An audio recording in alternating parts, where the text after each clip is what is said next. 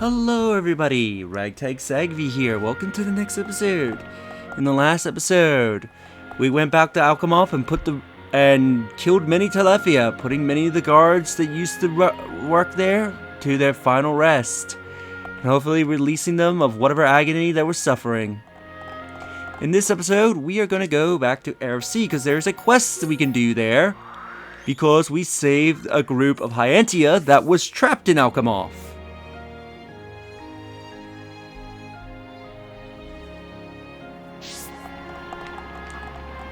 You saved the people. If I can find the corresponding... There she is. Talia should be available to talk to. Hello, I would like to ask you... No, never mind. This is a matter which only a Entia can help. Well, she wants to speak with a Entia, so let's have Melia speak to her. Me? Melia, listen. I have finally finished deciphering the book. That is wonderful news! It's all thanks to Norogoroth and Rufion's deciphering machine. I wish I could have shared this joy with them. I understand how you feel. What does the book say? To gain the wargod's strength, go to the Church of Light. There you must demonstrate your power. Interesting. Is it referring to Valak Mountain? Correct. This means that the true wargod statue may be at Valak Mountain. I believe is stating that the statue is in the Laguz Church. Can you help me? Could you go to Valak Mountain and investigate the wargod statue? You know I would do anything for Noroth and Ruhan. But I am weary after what happened the other day. I understand how you feel. Leave it to me. Even if my friends are unwilling, I will do what I can to help. Ancient Entia Mystery! It seems that there is a statue of the wargod in Valak Mountain. Complete the research into the wargod's faith for Ruhan and Noroth. It is sad that Nuron and Ruhoth died without fulfilling their dream. We must complete this research both for them and for you. Thank you. I am moved by the passion you have shown for this cause. This is the perfect way to honor the memory of Noroth and Ruhan. So let's head to Valak Mountain.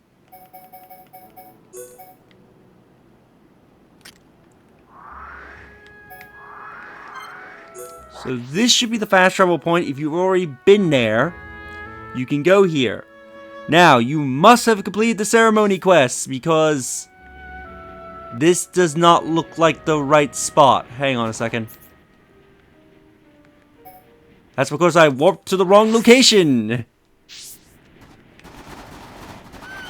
So, this is where you want to go. If you haven't discovered the fast travel point, you're going to need to. Then, you're going to have to walk the way, but you are going to need to complete the Imperial Ceremony, because as you can notice, there's a door in the way, and it has a very special marking. And if you've been following this Let's Play, you know you need the crest to open this door. So you do need to complete that side quest if you want to do this one.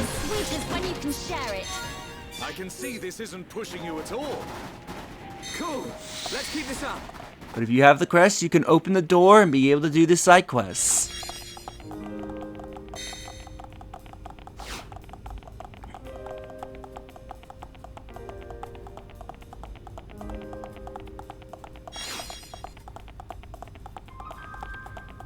And I have to say, for this being supposedly a church, this is a very long-ass corridor, and B, a very big corridor.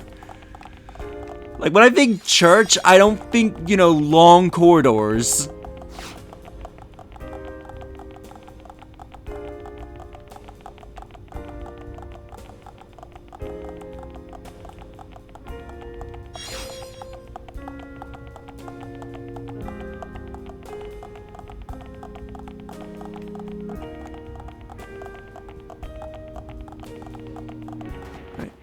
We got a heart here. We'll do that shortly after this. So here's the statue. It looks the same, but different at the same time. This is the statue that has a different glow to the one in Alchemoth. As soon as you check this though, this guy shows up, the Goros Slobos. He will show up to attack you, because remember, she said that we have to prove our strength. Stay focused. Witness my true power. Helping each other. Get you toppled. Wow, this guy doesn't stay toppled for very long though. No restraint. Let's go for a chain. Manifest yourself. You're next. Got it. Helping each other is our He's good as dead. Yeah, and we're stronger than. How do you like that? Yeah, so you want to make sure you're decently level for this, otherwise this guy will destroy you. And you do need to kill him.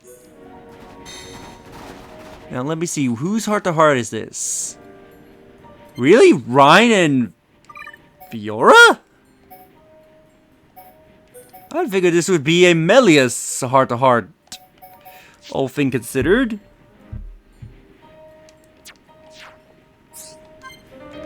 So let's watch First Sight of Snow.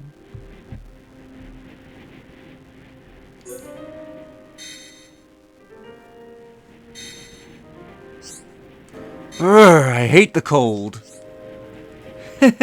How come? I just do, you know. The snow doesn't help, and I've never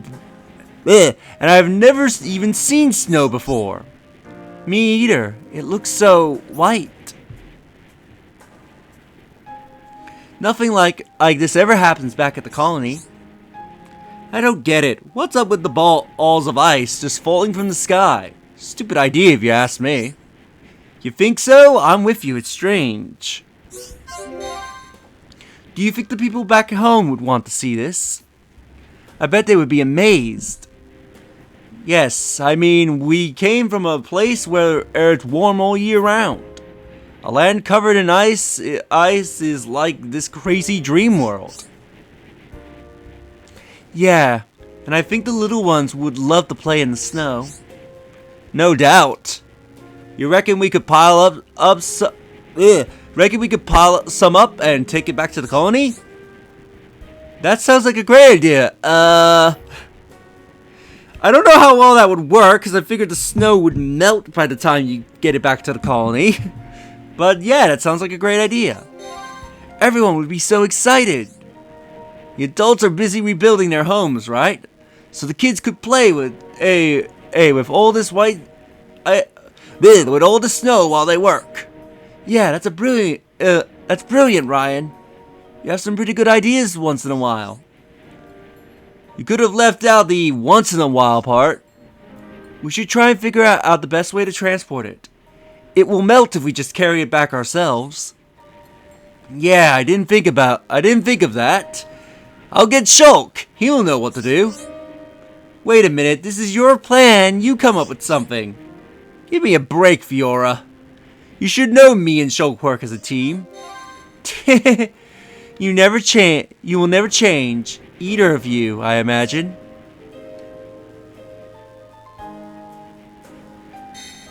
Nice to have that heart to heart with this lovely music. Well, let's go back to RC and report it on the wargod statue. And I need to figure out where the hell is the landmark I am missing in this place that isn't giving me the full map. Is there like a small island I didn't check? It's like somewhere around here in the air in these gaps?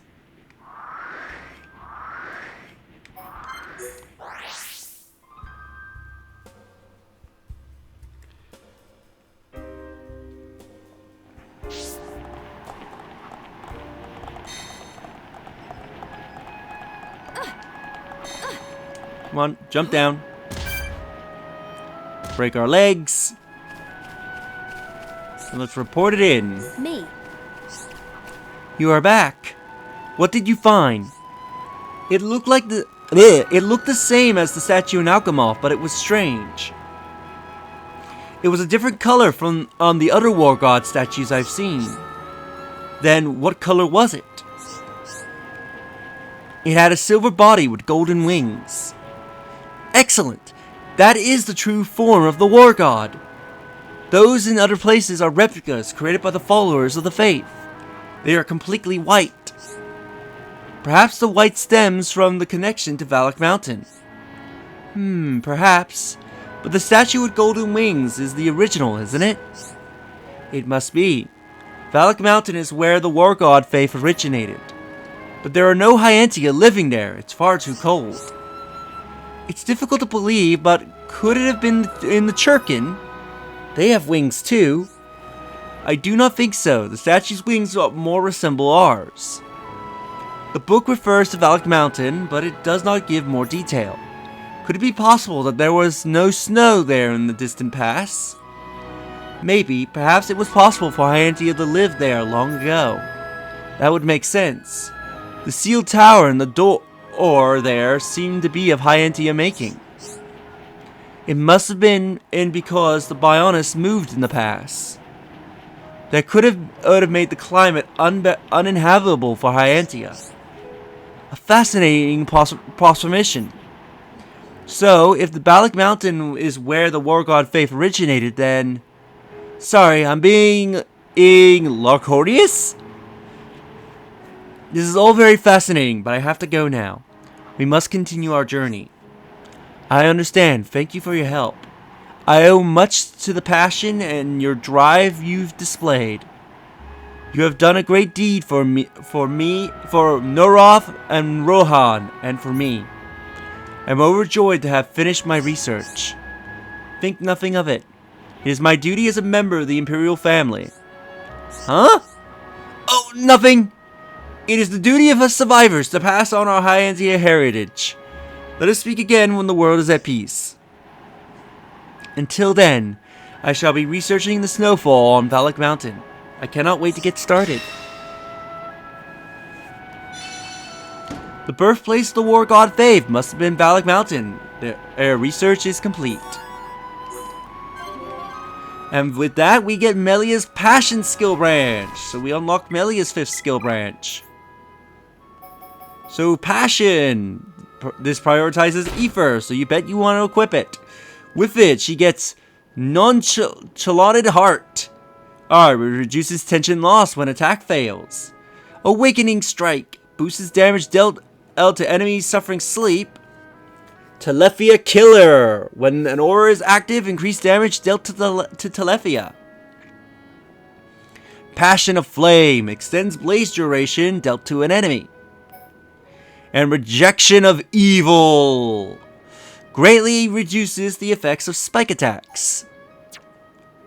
Ooh, I should actually take a look at Fiora. Wow, you still not...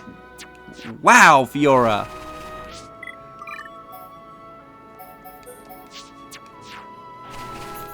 Anyway, let's go up here, because I believe there's a heart-to-heart. We'll do that, and then we'll have a look around, because I believe there's another place we can use the emblem. And also, I want to check out maybe one or two of the islands, because there might be an island I'm missing somewhere that isn't giving me the full completion.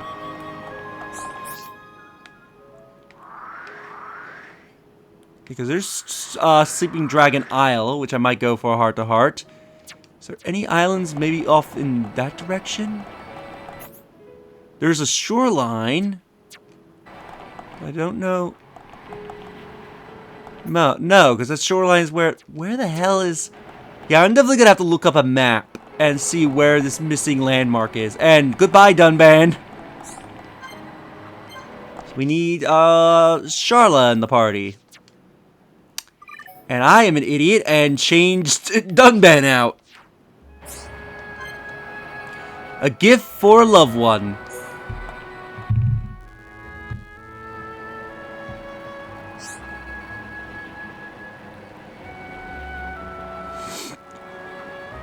Dunban, you look happy. I know, you're getting married.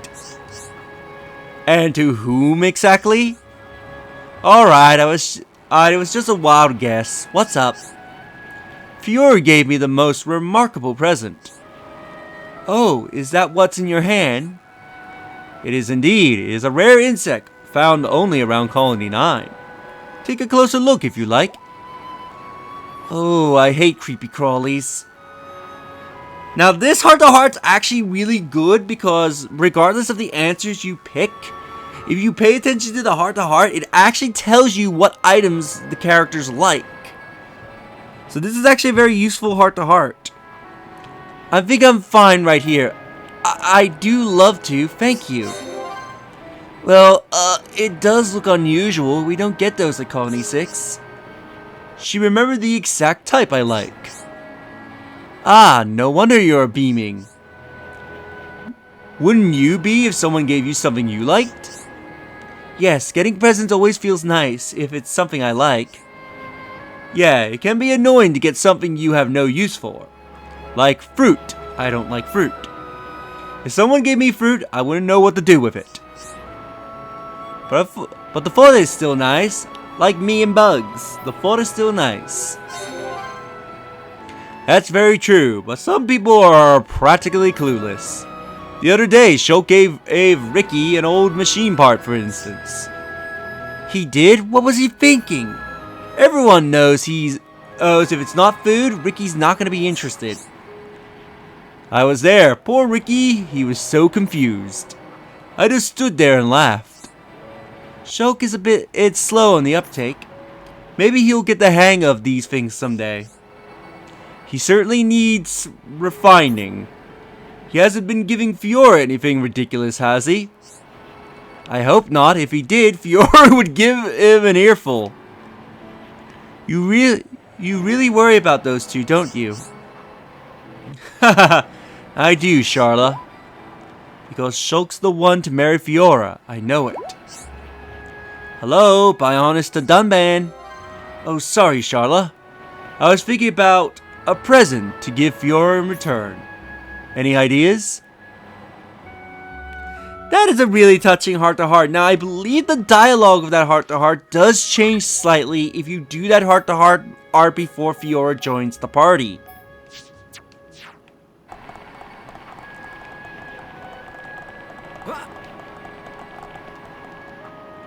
Actually, if I'm gonna go to that sleeping isle...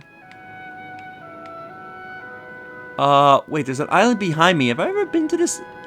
No, I have been to this island. Wait, I think there is actually something there, because I think I remember seeing a mark there. So we'll quickly go check that island.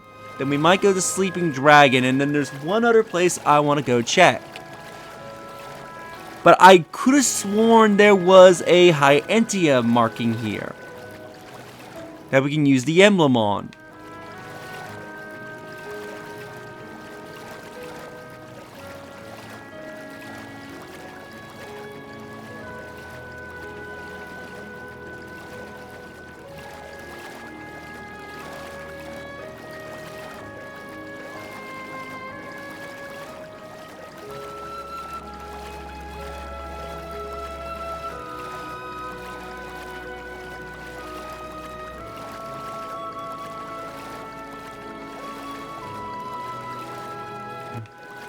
Yeah, very long swim. This is the one thing I hate about ARC, which I think I've mentioned almost every time I've been here, is that getting to the small islands takes so long. Okay, you're not... I thought you were a unique monster for some reason. Okay, so let's quickly check this place, because I could have sworn there was a Entia emblem here. At least a spot where you can use the Entia emblem.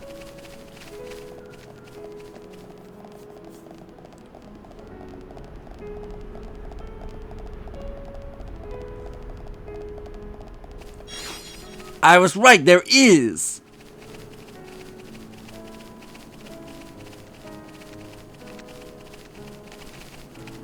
So beyond all these Olugas, there is the door that you can use.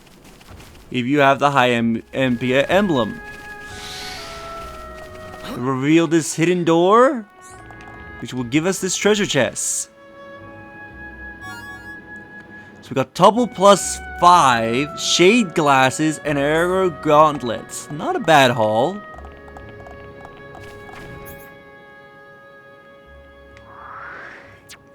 There's also... How do you get there? Are you supposed to swim around to the other side of the island to get there?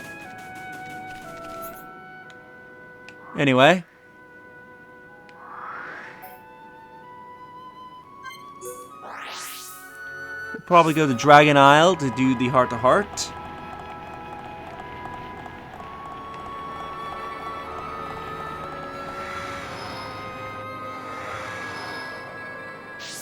And then there's one other place I want to go.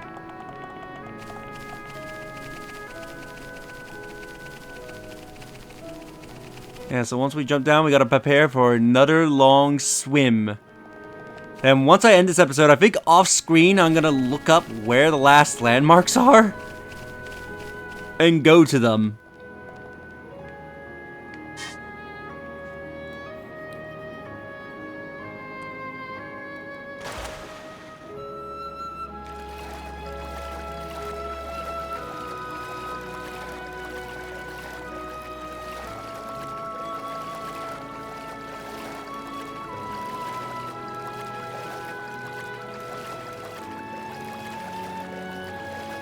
Let's just swim all the way there.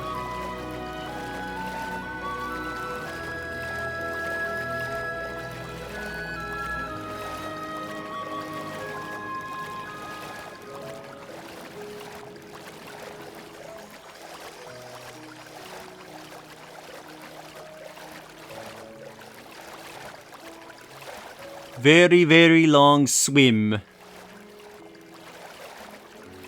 Thankfully, if I remember correctly, they don't do this in other Xenoblade games. Where it's like, yeah, let's just have a massive area for you to swim around in. I think the closest you would get is in Xenoblade Chronicles X. But that's more of an open world than anything. Because I don't remember in Xenoblade 2, and I don't think in Xenoblade 3, they have a big open swimming area. Or if there is, I think they do they definitely increase your swimming speed and make it so that way you're more likely to get around the area more quickly. Compared to Xenoblade Chronicles.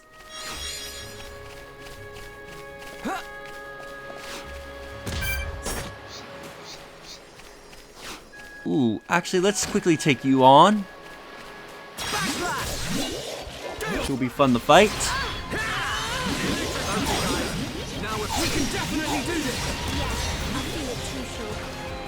Beat it up, beat it up, beat it up, beat it up! How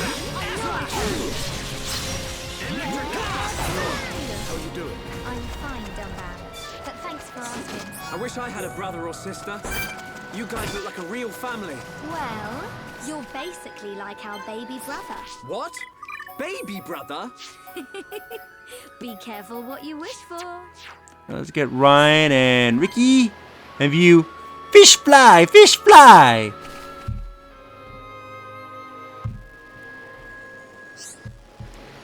Oi, Ricky, what are you up to? Ryan! I can see lots of fish! Fish with wings jump out of water, see? Haha, you must be joking. There's no such thing as fish with wings. You've lost the plot. But Ricky just see one. Stop teasing Ricky. Let me see. I believe it's, but Ricky just sees one. If the thing wants, there we go. But Ricky just see one. See, fish fly. Oh yeah, I saw that. So fish can really fly.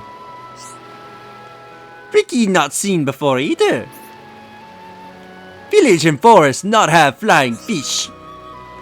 Right then, only one thing for it. We catch one and eat it. Silly Ryan. Ricky want fight for himself. My time has come. I'll show you all of my fishing skills. Ah, no! What's the matter with you?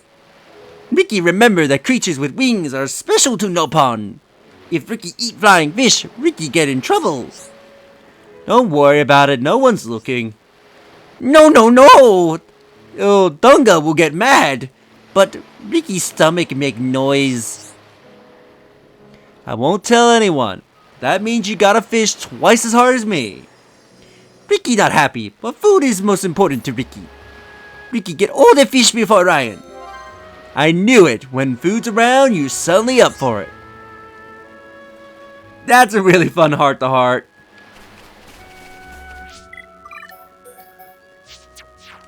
Anyway, I want to go to that shoreline way over there. So yes, it is another swim, and we'll probably go a little bit over time.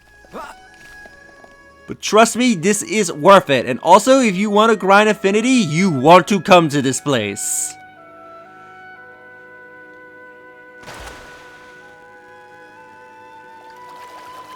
So let's go for a swim on over.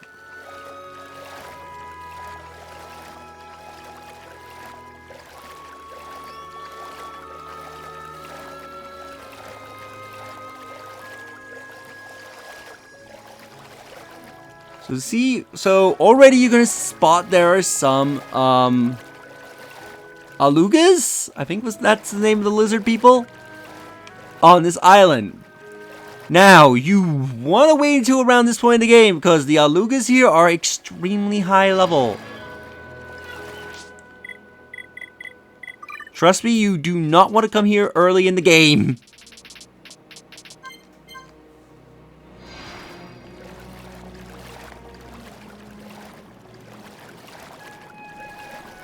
Because if we can get close enough to lock onto one of them, you would see level 86. So these guys are very high level. So yeah, you want to wait until near end game if you want to come here.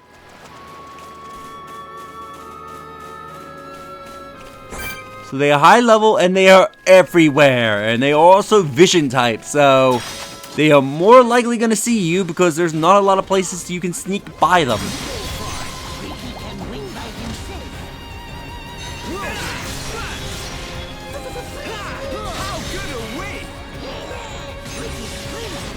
Golden Komar. But we mustn't be careless. And you can tell I've been here because I have a lot of this item, which I can no longer carry, because I think I have the maximum amount of that item I can carry. You'll see a lot of them here, and they're all vision type. And they're decently spread out in a way and facing in ways that you're most likely not going to be sneaking by them if you're not high leveled.